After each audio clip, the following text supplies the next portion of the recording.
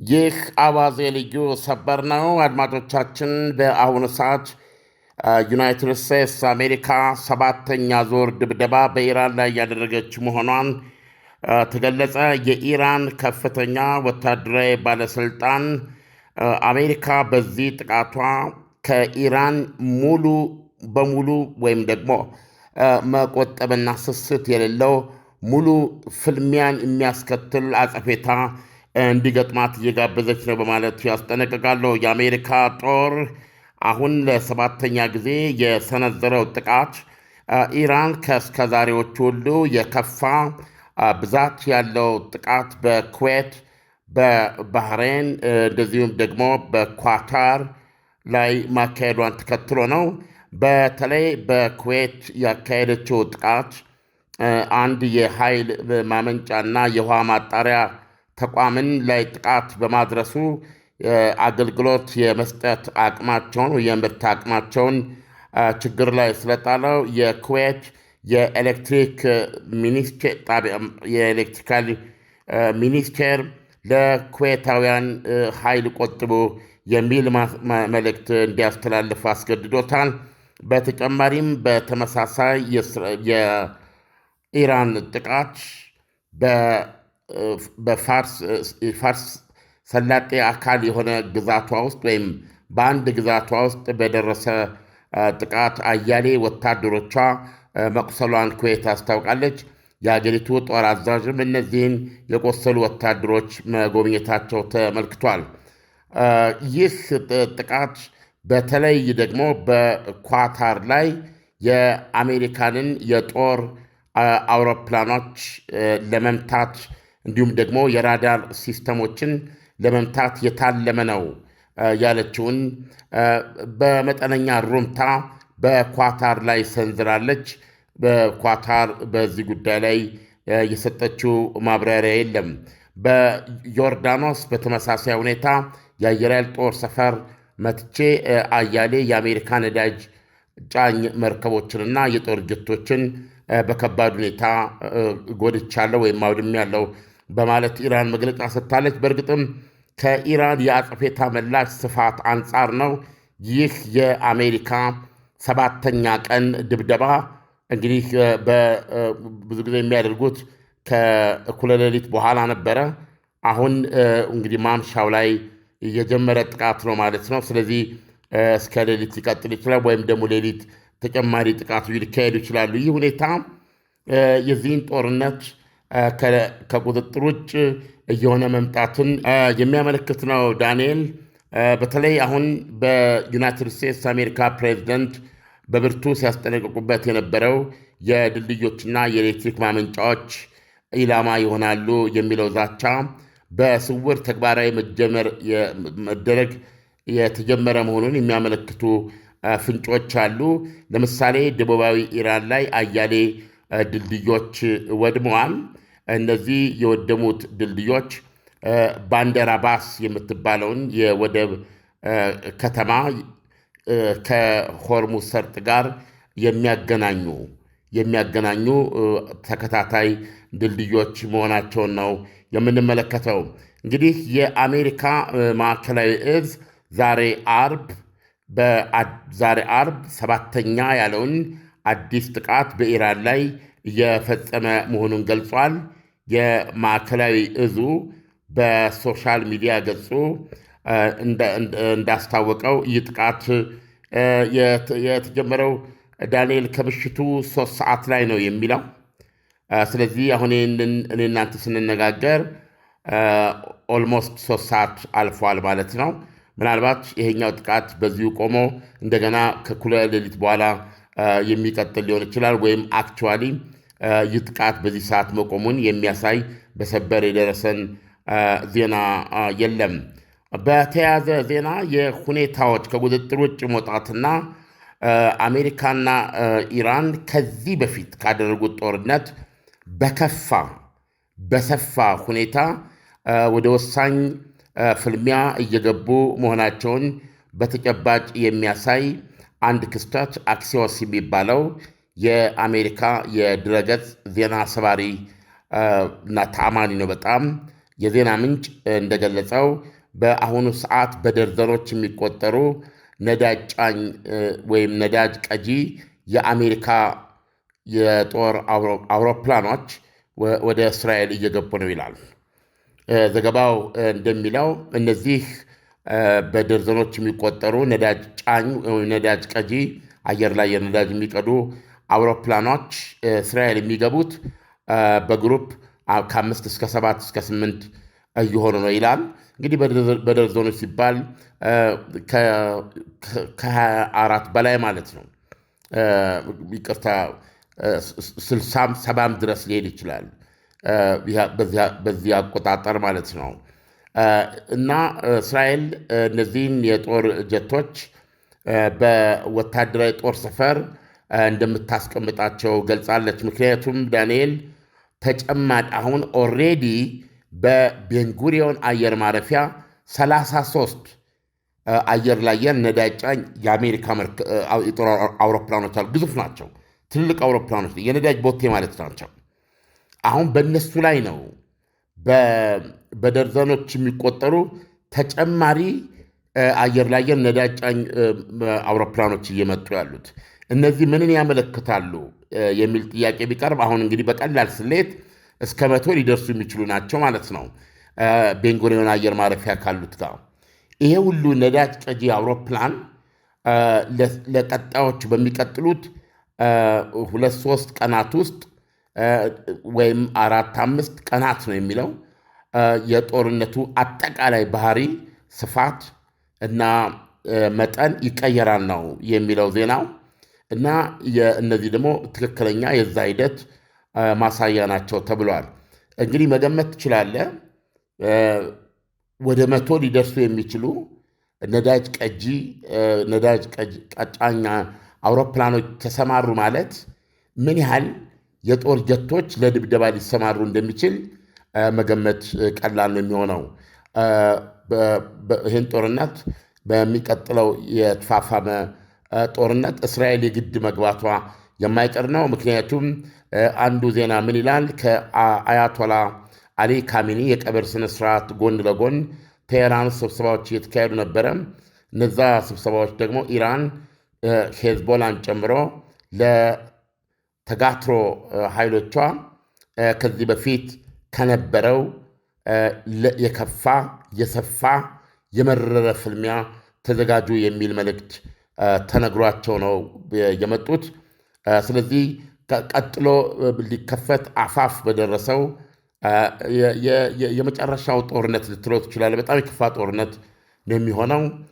በዛን ወቅት ኢራን ባላት ኃይል ሁሉ ወደ ውጊያ እንደምትቀላቀል ነው የገለጸችው። ስለዚህ ሄዝቦላ ይንቀሳቀሳል ማለት ያለምንም ጥርጥር እስራኤል ወደ ጦርነቱ ትገባለች ማለት ነው። የእስራኤል ወደ ጦርነት መግባት በሁለት ምክንያቶች ሊሆን እንደሚችል ከዚህ በፊት በሰፊው የተዘገበ ነው። ወይ በኢራን ትንኮሳ አለበለዛ በአሜሪካ ግብዣ የሚል ነው።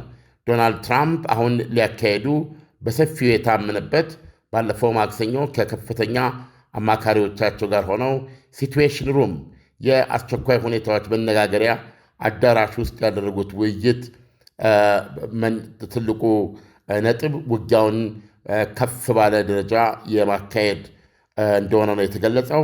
እና ያ ማጥቃትም የአየር ድብደባዎች ብቻ ሳይሆን በኢራን የሆርሙዝ ሰርጥ ደሴቶች እንደ ኬሸም ያሉትን በእግረኛ ኃይል የመቆጣጠር እቅድንም ያካትታል። እንደዚሁም ደግሞ ፒካክስ ተብሎ የሚታወቅና ኢስፋሃን ከሚባለው ክፉኛ ከተደበደበ የኢራን የዩራኒየም ማበልጸጊያ ማዕከል በስተደቡብ 1.5 ኪሎ ሜትር ላይ የሚገኝ ተራራ ነው። እዚህ ተራራ ሆድ ውስጥ ሌላ የኢራን አዲስ የኒውክሌር ጣቢያ መኖሩ በሳተላይት ምስል መረጋገጡን ተከትሎ እሱን የማውደም እቅድም አብሮ መያዙ ታውቋል። ዳንኤል፣ እንግዲህ እነዚህን ሁሉ አጣምረን ስንመለከት ነገሮች ከድጡ ወደ ማጡ በተጨባጭ እየሄዱ ነው ማለት እንችላለን። ዓለም አሜሪካ አሁን ላይ ለ7ኛ ዙር ጥቃቷን ኢራን ላይ ስታደርስ የኢራን ምላሽ ምንኛ የከፋ ይሆናል? እንደገና ደግሞ ኢራን የአሁኑን የአሜሪካንን ጥቃት ከግምት ውስጥ በማስገባት ስትዝትባት የነበረችውን እስራኤልን ልታጠቃ ትችላለች ወይ? አሁን በግልጽ የሚታየው አሜሪካ የድብደባ ስፋት ማለት ድብደባው የሚያካልለው የቦታ ስፋት የኢላማዎች ልዩነት እያመጡ ነው። አሁን ባለው ትኩስ ዘገባ በትናንት ነው በስድስተኛው ቀን ድብደባ ብቻ እዚህ ባንዳር አባስ ባልነው የዳርቻ ከተማ ከሆርሙዝ ሰርጥ ጋር የሚያያዝ ነው። የሆርሙዝ ሰርጥ አጠገብ የሚገኝ ዳርቻ ነው። የዳርቻ የወደብ ከተማ ነው እና ይህንን የወደብ ከተማ ከሆርሙዝ ሰርጥ ጋር የሚያገናኙ በቀደም ተከተል ያሉ 6 ድልድዮች ናቸው የወደሙት ነው የሚለን እና የወደሙት ድልድዮች መጠን ጥያቄ የሚያስነሳ ነው። ከዚህ ቀደም የተለያዩ ድልድዮች በወደማቸውን ዘግበናል። የባቡር ሐዲድ ድልድዮችን ጨምሮ ኢራን ከቻይና ጋር በመካከላቸው ያሉትን ሀገሮች አቋርጦ የተዘረጋ የትራንስፖርት አገልግሎት ድልድዮች በዚህ ደረጃ ቢቆጠሩ አሁን ከ10 ከ12 ከ15 ሊበልጡ ይችላሉ የተመቱ ድልድዮች።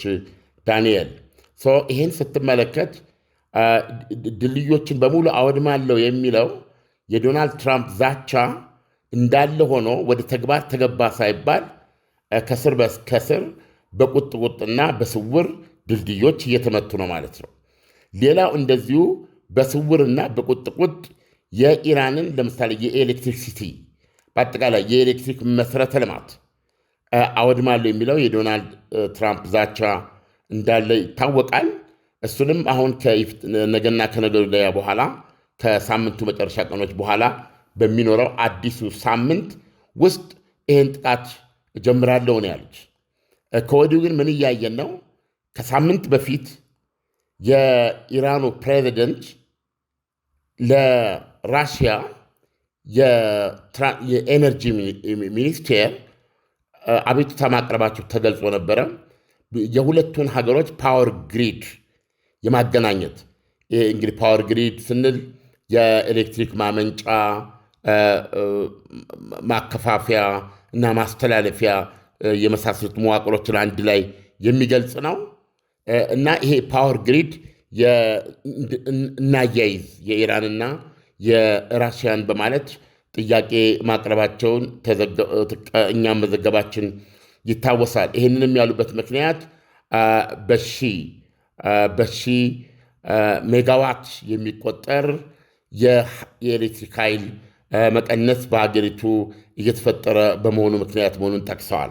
ስለዚህ ከስር የሚያሳየን ነገር የሀገሪቱ የፓወር ግሪድ በቁጥቁጥ ግን በስውር ግን እየተመታ መሆኑን የሚያሳይ ነው። የዚህ ሌላው ማሳያ ደግሞ በትናንትናው ድብደባ እንደዚሁ አንድ ፓወር ግሪድ ተመቶ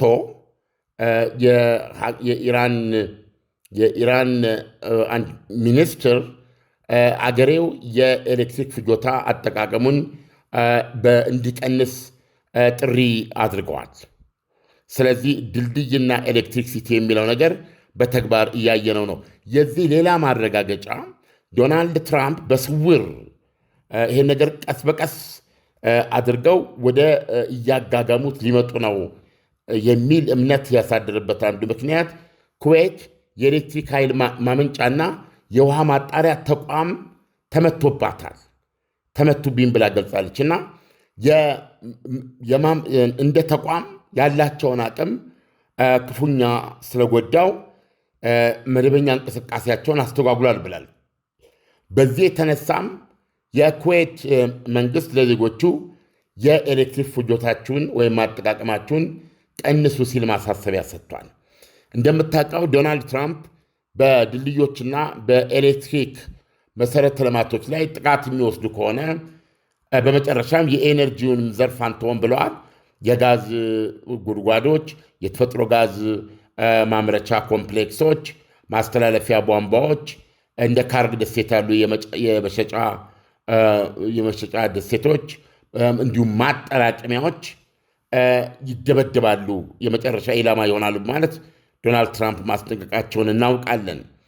ስለዚህ አሁን የኩዌት የሰጠችው መግለጫ ስታይ ኢራኖች ለዚህ ያላቸው ምላሽ ለዶናልድ ትራምፕ ዱዊት፣ ይህን ማድረግ የሚፈልጉ ከሆነ ያድርጉ። እንዳልኩ የዚህ ጦርነት ልዩ ባህሪው ኢራን መከላከል አትችልም።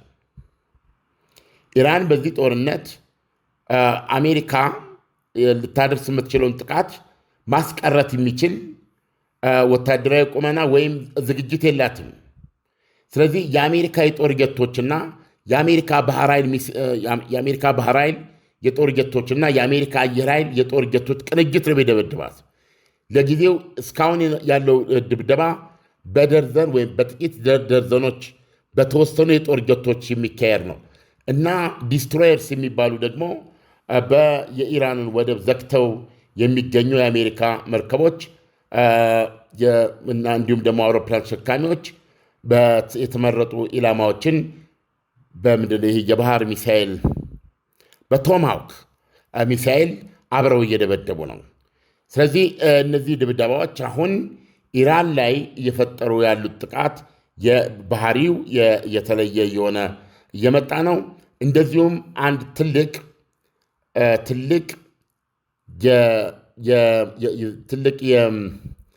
የቅኝት ማማ አውድማለች አሜሪካ።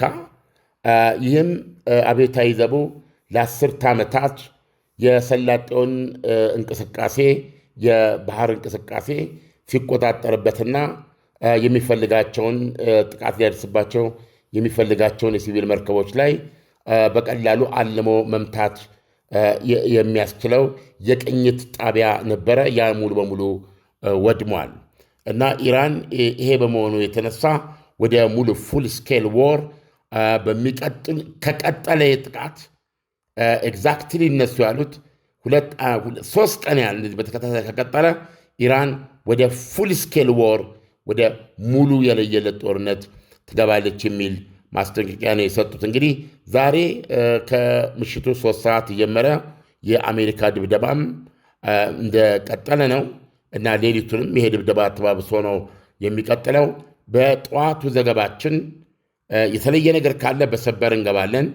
በጠዋቱ ዘገባችን ግን ለአድማጮቻችን ዘንላቸው የምንቀርበው የጥቃቶቹን የኢላማዎቹን አይነት የተመቱትን ኢላማዎች አይነትና ባህሪ ነው የምንመለከተው። ይሄ ድልድይና የኤሌክትሪክ ኃይል ማመንጫ ማከፋፈያ እና ማስተላለፊያ የሚባለው ነገር በዚህ ሌሊት ድብደባውም እየተመታ ከሆነ አይ ቲንክ ዶናልድ ትራምፕ ዛቻቸውን ቀስ እያሉ በስውር ግን እርግጠኛ በሆነ ሁኔታ ተግባራዊ እያደረጉ ነው የሚል ድምዳሜ ላይ ለመድረስ ያስችለናል። ዓለም የአሜሪካ ነዳጅ ጫኝ የጦር አውሮፕላኖች ወደ እስራኤል የሄዱበት ዋነኛ ምክንያት ኢራን እስራኤል ላይ ጥቃት ከሰነዘረች አፋጣኝ ምላሽ ለመስጠት የታሰበ ነው ወይስ አሜሪካ ጥቃቷን ኢራን ላይ ለማድረስ ከእስራኤል በኩል ስለሚቀርባት ነው ወይ?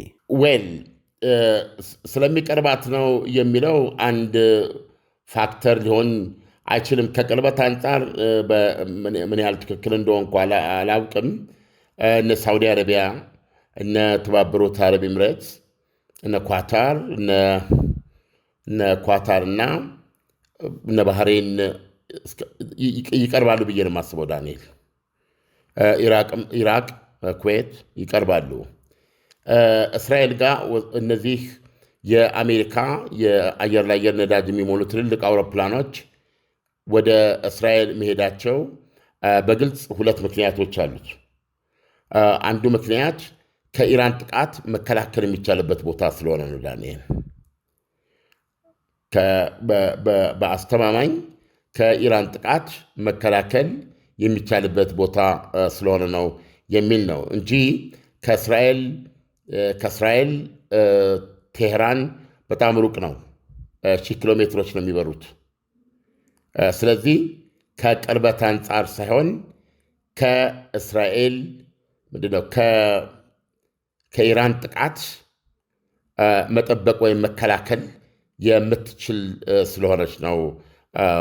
ይህም በግልጽ በዚህ መንገድ ማቅረብ ይቻላል። በሌላ በኩል ደግሞ ቅድም ከቅርበት አንጻር እነ ሳውዲ አረቢያ ወይም ሰላጤው ሀገሮች እያሉ ለምን እስራኤል ተመረጠች የሚለውም አንደኛው ምክንያት ምናልባት እስራኤል በተሻለ ብቃት ትከላከላቸዋለች የሚል ሊሆን ይችላል። ያ ካልሆነ ደግሞ የሰላጤው ሀገሮች ፈቃደኛ ስላልሆኑ ወይም አይሆኑም በሚልም ሊሆን ይችላል። እንዳልኩህ ይህ ውጊያ የሰላጤዎቹን ሀገሮች ኦልሬዲ ፍልሚያ ውስጥ አስገብቷቸዋል። አሁን የኩዌትን ኬዝ ብትመለከት ወተር ዲስቲሌሽን የጨው ውሃ እያጣሩ ነው የሚጠጡትና እንደዛ አይነት አንድ ተቋም ነው የተመታባት። እንደገና የኤሌክትሪክ የፓወር ግሪድ ነው አንድ የተመታባት። ወታደሮች በርካታ ቆሰሉ ነው የተባለው። የሀገሪቱ የጦር አዛዥ ሄደው ጎብኝተዋቸዋል ተብለዋል። ከልምድ እንዲህ አይነት ዜናዎች ትንሽ ቆይተው አንድ ቀን ሁለት ቀን አሳይተው ይህን ያህል ወታደሮች ሞተዋል፣ የቆሰሉት ደግሞ ይሄ ናቸው ብሎ ሌላ ቁጥር የመግለጽ ሁኔታ ሊኖር ይችላል። ኢራን በዮርዳኖስ የአየር ኃይል ጦር ሰፈር መትቼ አያሌ የአሜሪካን የነዳጅ ጫኝ አውሮፕላኖችንና የጦር ጀቶችን በከባድ ሁኔታ ጉዳት አድርሽባቸዋል የሚለውም መግለጫዋን መውሰድ አለብን። እነዚህን ተዳምሮ ስትመለከት እስራኤል ከደህንነት አኳያም ከጦርነቱን በሰላጤው አካባቢም ይህን ጦርነት በማንኛውም መንገድ ቆሞ ያው እነሱ የፈለገ አይነት ስምምነት ይሁን ይህንን ጥፋት ለጊዜው የሚያቆምላቸውን መፍትሄ የሚፈልጉ ከመሆናቸው አንጻር እስራኤል በዚህ አይነት ምክንያት የተሻለችውን ስለተገኘች ነው ብሎ ማስቀመጥ ይቻላል። ዓለም አሁን ላይ ኢራን ካላት አቋም አንጻር የአሜሪካ መጠነ ሰፊ ጥቃቶች ኢራንን ወደ ድርድር እንድትመጣ እያስገደዳት ነው ወይስ ኢራን በተቃራኒው ነው እያደረገች ያለው የሚለውን ብትነግረን። ኢት ቴክስ ቱ ታንጎ ይባላል።